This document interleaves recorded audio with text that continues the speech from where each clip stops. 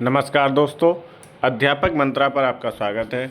और आज की क्लास में हम पढ़ेंगे मुस्लिम लीग का गठन। ठीक, पिछली क्लास में हमने पढ़े थे कांग्रेस के बनारस, कलकत्ता एवं सूरत अधिवेशन। तो उन अधिवेशनों में क्या हुआ, कैसे हुआ, किस अधिवेशन में कांग्रेस का विभाजन हुआ था।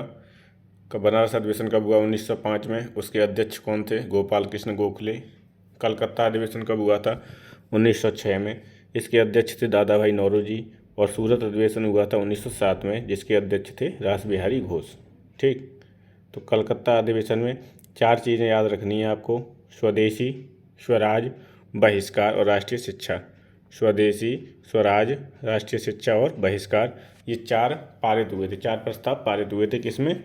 तो ये पारित हुए थे 1906 की कांग्रेस अधिवेशन में, जिसकी अध्यक्षता की थी दादा भाई नौरोजी ने। ठीक,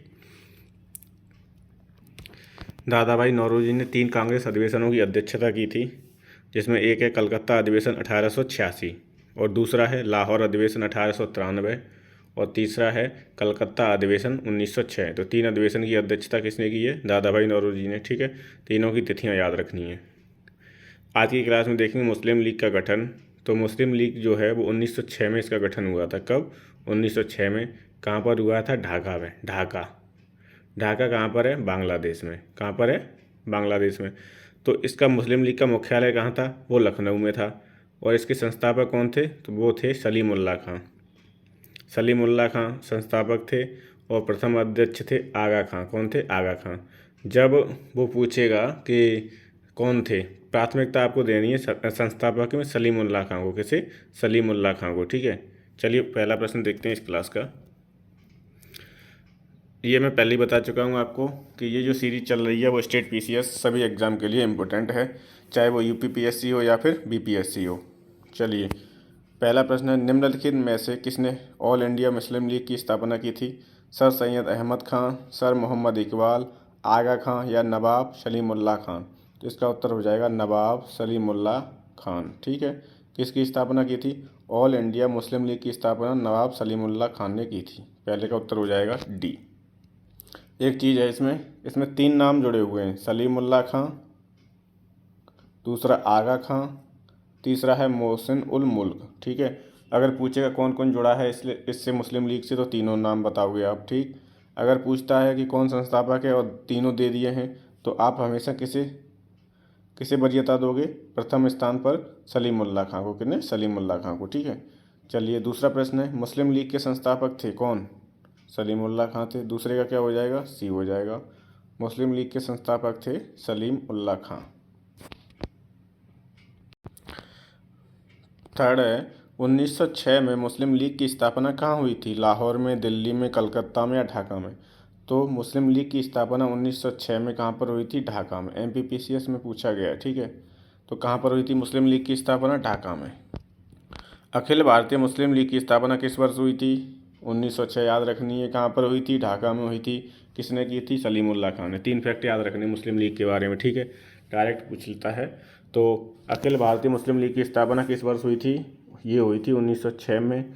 और 4 का उत्तर हो जाएगा डी। क्या हो जाएगा? 4 का डी हो जाएगा। ठीक है, अगला है, मुस्लिम लीग का प्रथम अध्यक्ष कौन था? आगा खां, हमीद खां, हसन खां या एम ए जिन्ना? तो मुस्लिम लीग का प्रथम अध्यक्ष था आगा खां और 5 का उत्तर हो जाएगा ए। क्या हो जाएगा? ए। ठीक है, 1907 में मुस्लिम लीग का वार्षिक अधिवेशन कहाँ हुआ था? ढाका में, कराची में, अलीगढ़ में या लखनऊ में?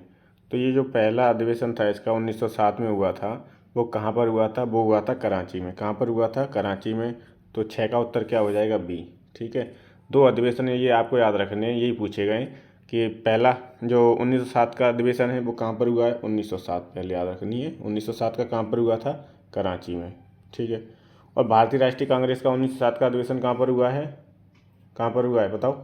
सूरत में हुआ था। ठीक है, इसी में विभाजन हुआ था नरम दल और गरम दल में।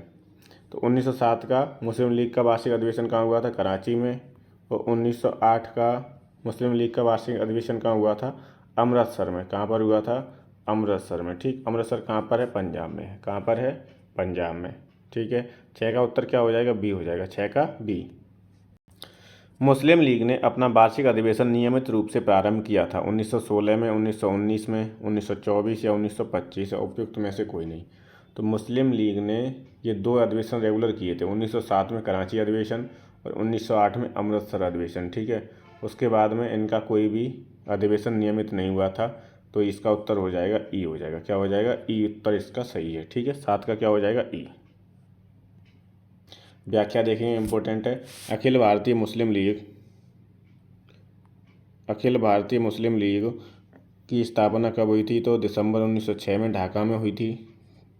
इसके संस्थापक ढाका के नवाब सलीमुल्लाह थे। वर्ष 1907 में इसमें अधिवेशन हुआ था। वो कहाँ हुआ था? कराची में हुआ था। वर्ष 1908 में अमृतसर में हुआ था। ये इतना याद रखना है। ठीक, प्रथम अध्यक्ष कौन थे इसके? तो आगा खां थे। कौन थे? आगा खां। ठीक, इसके उपरांत मुस्लिम लीग के अधिवेशन अनियमित रूप से देश के विभिन्न शहरों में आयोजित होते रहे। ठीक है, नियमित रूप से नहीं हुए, अनियमित रूप से हुए हैं। ठीक, पहला कथन है, लीग ने कांग्रेस के मुस्लिम जनता के साथ मिलकर उद्देश्य पूर्ति में लगाने के अधिकार को मानने से मना कर दिया। लीग ने कांग्रेस के मुस्लिम नेता के साथ मिलकर उद्देश्य पूर्ति में लगाने के अधिकार को मानने से मना कर दिया। दूसरा है, वैसा अधिकार अकेली मुस्लिम लीग का ही था। वैसा अधिकार किसका था? अकेली मुस्लिम लीग का। तो इसमें क्या है ना, ए सही है और परंतु आर गलत है। ठीक है, ए सही है, आर गलत है। तो सी उत्तर सही हो जाएगा इसका।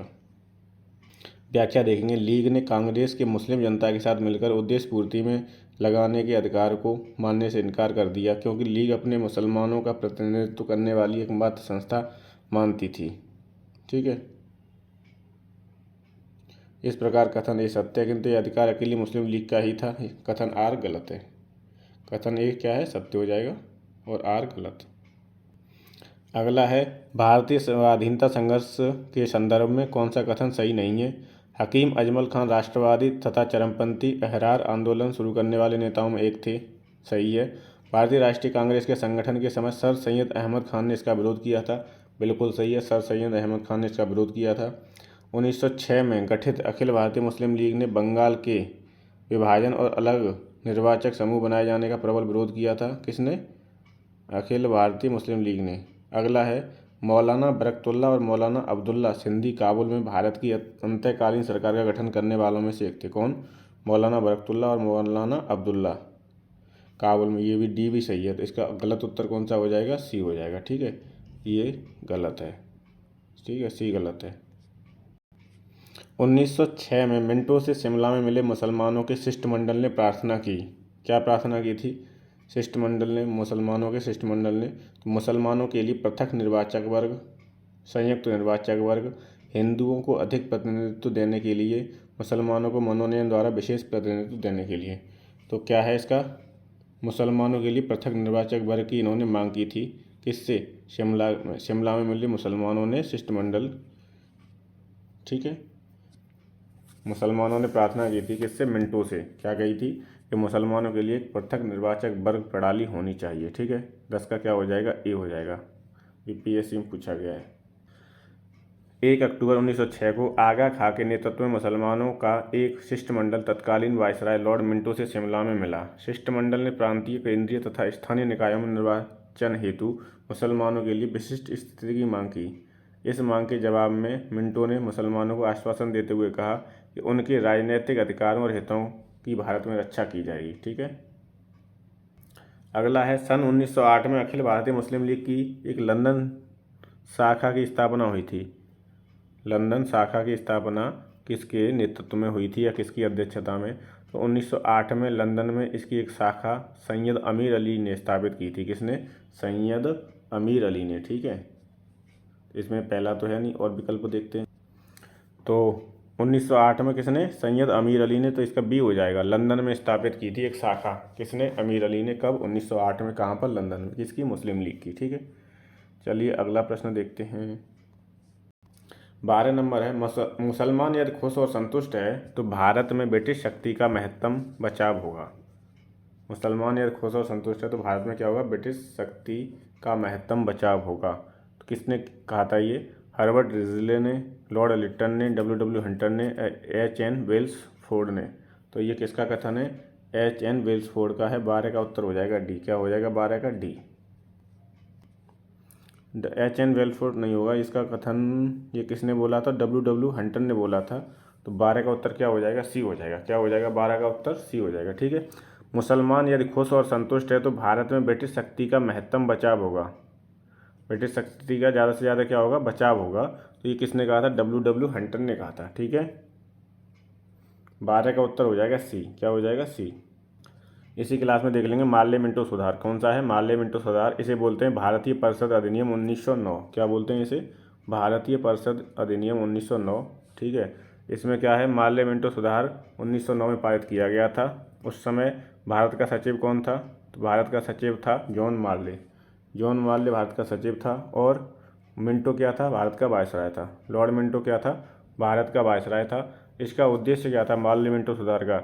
मुसलमानों को पृथक अथवा सांप्रदायिक निर्वाचन मंडल की सुविधा प्रदान करना इसका क्या था? उद्देश्य था। मुसलमानों को पृथक अलग से और सांप्रदायिक निर्वाचन मंडल की सुविधा प्रदान करना इसका उद्देश्य था। ठीक है। क्योंकि 1906 में मिंटो से शिमला में मिले मुसलमानों के शिष्टमंडल ने मुसलमानों के लिए पृथक निर्वाचक वर्ग की प्रार्थना की थी। मिंटो से ये लोग मिले थे कहाँ पर? शिमला में। कब? 1906 में। तो उन्होंने बोला था मुसलमानों की शिष्टमंडल ने कि मुसलमानों के लिए पृथक निर्वाचक वर्ग की मांग करी है या हमें चाहिए। ठीक है। तो ये पूछ लेता है कि भारत का सचिव कौन था मार्ले मिंटो में? तो मार्ले था। भारत का वायसराय कौन था? मिंटो था। ठीक। चलिए प्रश्न देखते हैं इसके। पहला प्रश्न है मार्ले मिंटो सुधार बिल किस वर्ष पारित किया गया था? 1905, 1909, 1911 या 1920? तो वो किया गया था 1909 में। मार्ले मिंटो सुधार 1909 में पारित किया गया था। पहले का उत्तर हो जाएगा बी। दूसरा प्रश्न है 1909 के इंडियन काउंसिल एक्ट में किस बात की व्यवस्था की गई थी? द्वैध शासन प्रणाली की, सांप्रदायिक प्रतिनिधित्व की, संघीय व्यवस्था की या प्रांतीय स्वायत्तता की? 1909 में की गई थी। 1909 का जो भारत परिषद अधिनियम है उसमें सांप्रदायिक प्रतिनिधित्व की बात की गई थी। और 2 का उत्तर हो जाएगा बी। ठीक है। इसे इंग्लिश में क्या बोलते हैं? इंडियन काउंसिल एक्ट, भारतीय परिषद अधिनियम 1909। ठीक है। और इसे मार्ले मिंटो सुधार के नाम से भी जाना जाता है। किसे? इंडियन काउंसिल एक्ट को। इसमें किसकी बात की गई थी? सांप्रदायिक प्रतिनिधित्व की बात की गई थी। सांप्रदायिक प्रतिनिधित्व की। ठीक। व्याख्या देखेंगे। भारतीय परिषद अधिनियम 1909 जिसे हम मार्ले मिंटो सुधार कहते हैं का सबसे बड़ा दोष सांप्रदायिक प्रतिनिधित्व प्रणाली के तहत मुसलमानों के लिए पृथक निर्वाचक मंडल की व्यवस्था करना था। ठीक है। दोनों याद रखने चीज़ें। सांप्रदायिक प्रतिनिधित्व प्रणाली तथा मुसलमानों के लिए पृथक निर्वाचक मंडल की व्यवस्था करना इसका मुख्य उद्देश्य था।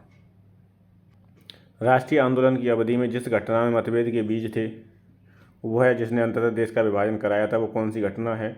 1906 में मुस्लिम लीग की स्थापना, 1905 में बंगाल का विभाजन, गांधी जी द्वारा खिलाफत आंदोलन को समर्थन, और डी है विधानसभा में मुसलमानों के लिए प्रथम निर्वाचक क्षेत्रों और स्थानों का आरक्षण।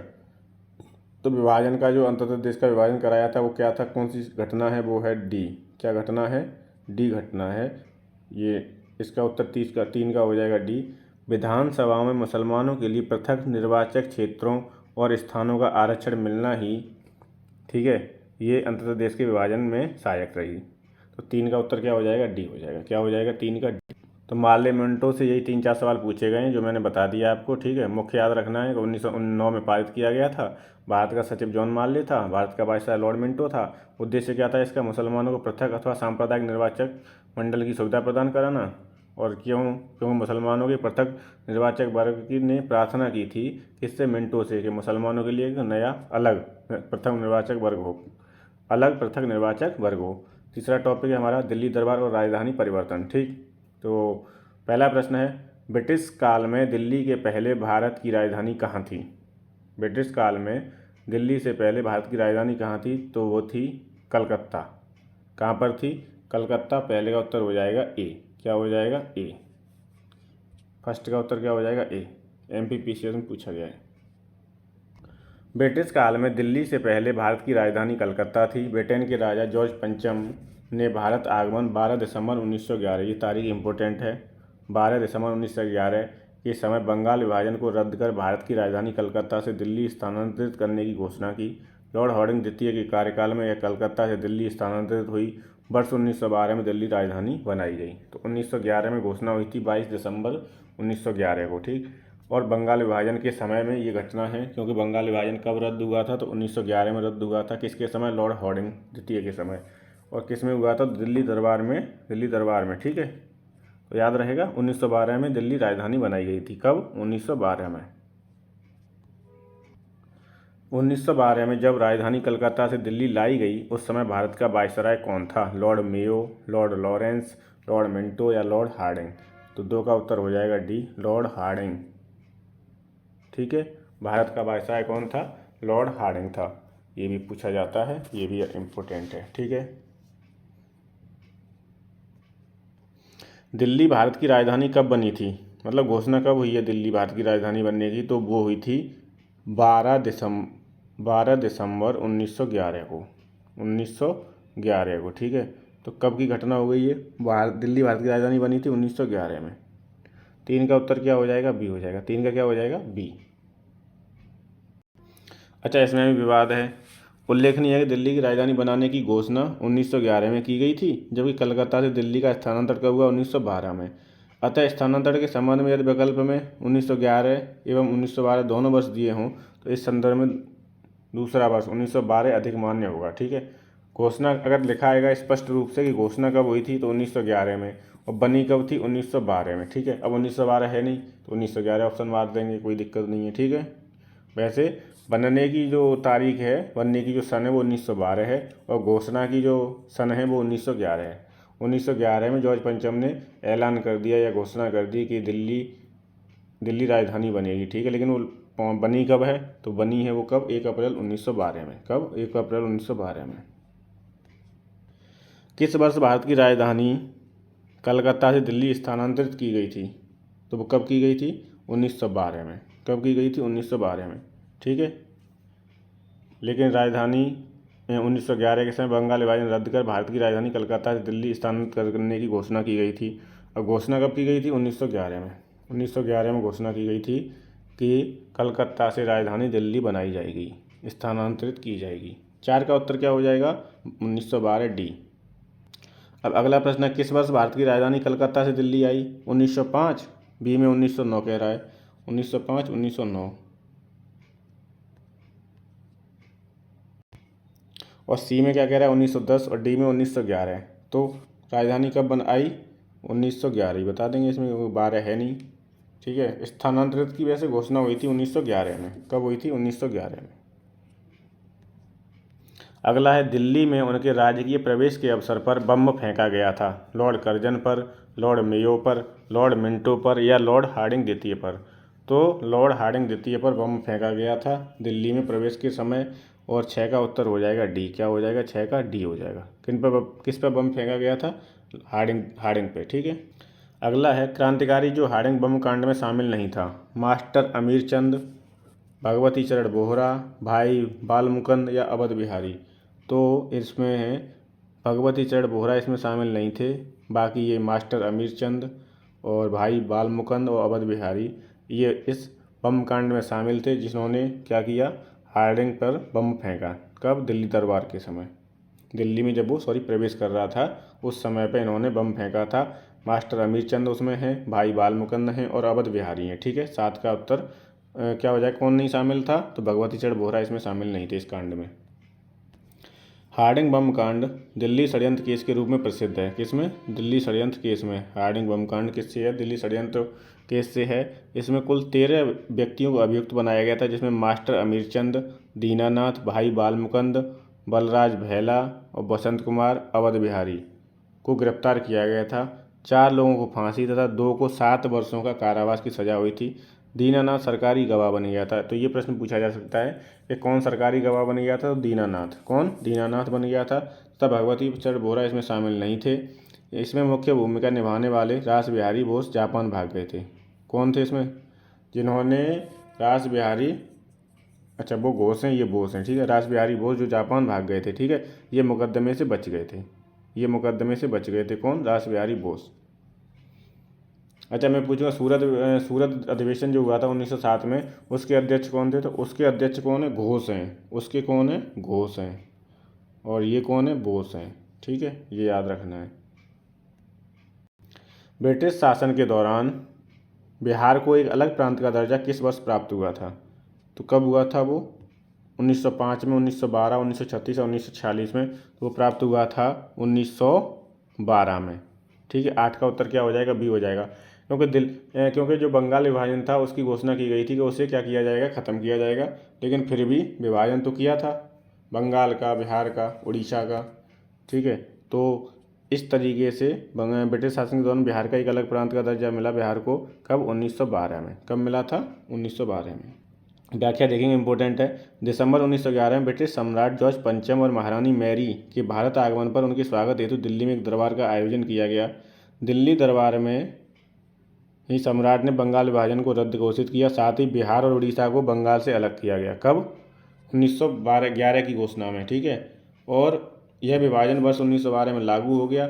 1 अप्रैल 1936 को उड़ीसा बिहार से अलग हो गया। तो बिहार और उड़ीसा को 1912 से 1936 तक एक रहे थे। ठीक है, पहले बंगाल, बिहार, उड़ीसा एक ही थे, फिर इन्हें अलग कर दिया। बिहार और उड़ीसा को किसने अलग कर दिया? 1911 में दिल्ली दरबार की घोषणा में। फिर 1912 से लागू हो गया ये। 1 अप्रैल 1936 को उड़ीसा बिहार से भी अलग कर दिया गया। ठीक है, तो ये तारीखें आपको, तिथियाँ याद रखनी हैं।